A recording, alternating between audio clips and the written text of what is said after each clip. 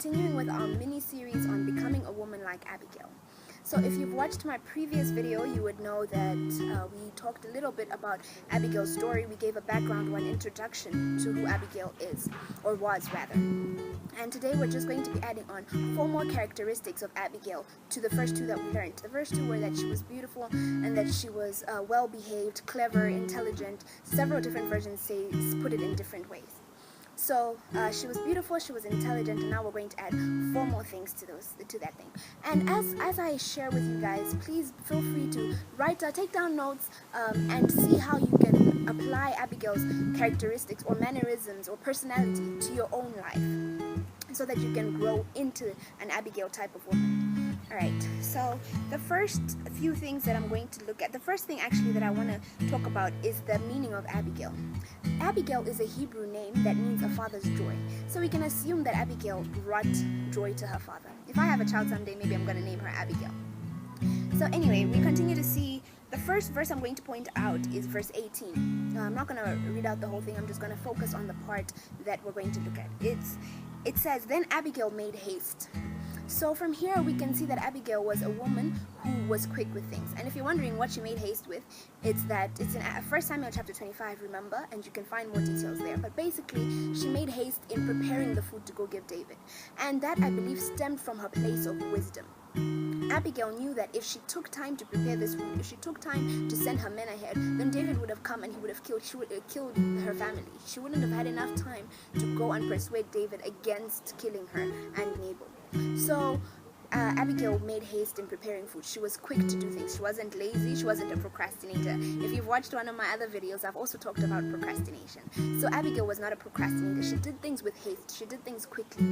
The second thing is in verse 23. It says, "When Abigail saw David, she hurried and got down from the donkey and fell before David on her face and bowed to the ground.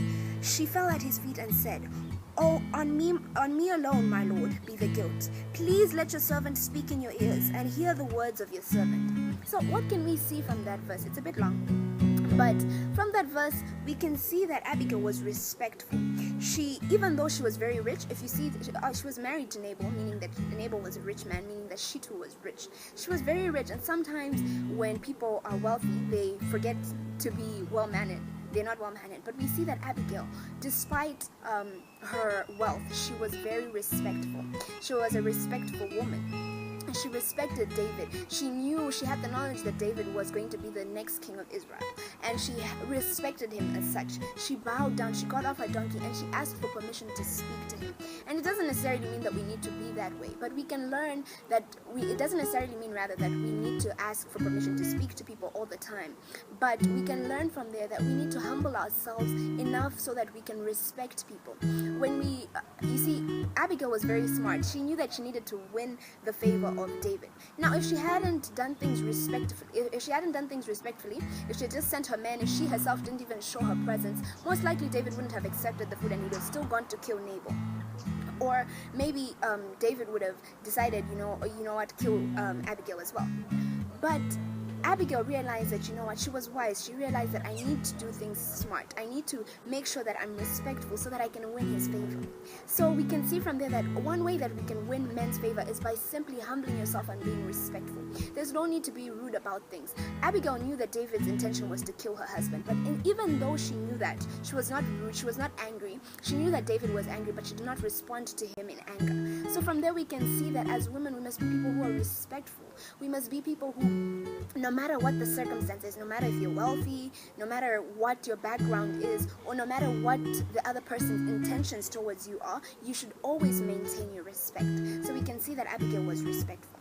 The third thing that we see about her is in verse 28, where it says, "Please forgive she says to David," this is in the dialogue between David and Abigail. She says, "Please forgive the trespasses of your servant, for the Lord will certainly make my Lord a sure house, because my Lord is fighting the battles of the Lord, and evil shall not be found in you so long as you live." So she's speaking into David's life. So we can see that she was, if you see how she spoke to David's life, remember I said you can find the story in 1 Samuel chapter 25. So you can see as she's speaking to David, she spoke boldly, she spoke confidently. If I had heard that maybe someone was coming to kill me, most likely I would be afraid. I wouldn't have spoken as boldly as Abigail. I wouldn't speak as boldly as Abigail spoke. She spoke with confidence, but at the same time she was still respectful. She didn't lose her respect for David. She still held herself very respectfully, but she still brought her point across by being confident, by being bold in her speech. She was bold in her speech. And then the fourth thing that we see about Abigail is that she spoke into David's life. She says, look at verse 28. She says, at the end of it, she says, For the Lord will certainly make my Lord a sure house, because my Lord is fighting the battles of the Lord, and evil shall not be found in you as long as you live. So she speaks a blessing into David's life, and she says that evil shall not be found in you as long as you live. Isn't that just so wonderful? She spoke a blessing into David's life. So she was bold in her speech, she was confident, and she was a person who blessed others. She blessed others no matter what their intention was. Remember I said that David was angry and he had the intention of killing Nabal and herself. But she did not respond in anger. She did not she did not have the same intentions. She instead blessed him. She spoke into his life. Meaning that we as women also need to arise and take the authority that we have and speak blessings into people's life. Be a blessing. Woman, be a blessing. Be a blessing into people's lives. Be respectful. Be a person who does things quickly. So the four things, quickly, just to recap, is that she was quick. She did things quickly. Second, she was respectful.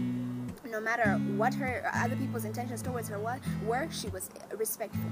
The third thing is that she spoke into people's lives. The fourth thing we can see is that she wasn't, I forgot the third one. She spoke into David's life, and the third one was that she was confident and bold in her speech. So she was quick, she was respectful, she was confident, and she spoke into David's life. So today, those are the four things that you can walk away with, the four characteristics of Abigail that you can begin to apply in your own life. Be a woman who does things quickly. Be wise in the way that you do things. Remember, in one of my previous videos, I shared the verse that says that if anybody lacks wisdom, let him ask the Lord who gives generously. So if you feel like you're not so wise in certain areas of your life, ask the Lord to give you wisdom. Ask the Lord, how can I be a better woman? How can I be a better female? And the Lord will give you wisdom in that area. So be a woman who does things quickly. Don't be a procrastinator. Don't be lazy to do things, because things won't work in your favor.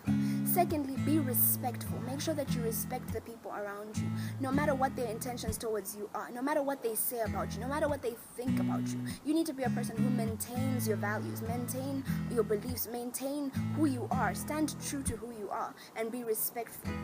Third, be bold and be confident.